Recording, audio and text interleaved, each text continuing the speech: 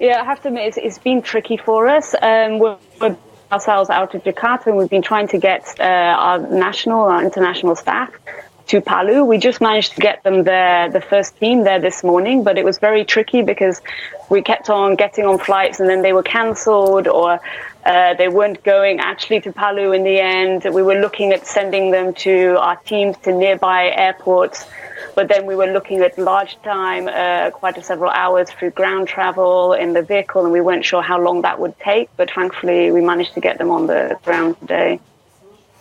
Just explain to me how you managed to get them on the ground there. Honestly, a lot of working at the airport with the various airlines, trying to figure out who is actually operating and who can get flights into Palu. Okay, brilliant. We know that there are enormous amounts of aid agencies descending on the region day by day. How do you work to try and coordinate between yourselves? Well, in Indonesia, the government is really trying to take the lead to make sure there's a systematic approach. So there's this ASEAN Coordination Center for Humanitarian Assistance, and they're asking that all the INGOs and the local NGOs register there what assistance they can provide, and then they will give approval for activities to take place.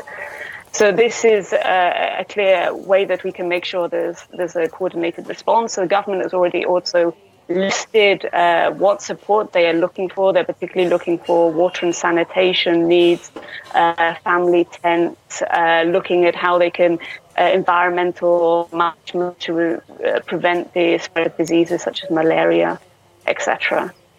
And of course, this is only the beginning of an enormous rescue effort. How long do you envisage being on the ground there? Initially, we're looking for our first round of projects probably for 6 months, but then phasing more into a longer-term recovery and livelihood recovery programs. Certainly these communities here will need a long-term response in order to get their lives back on track.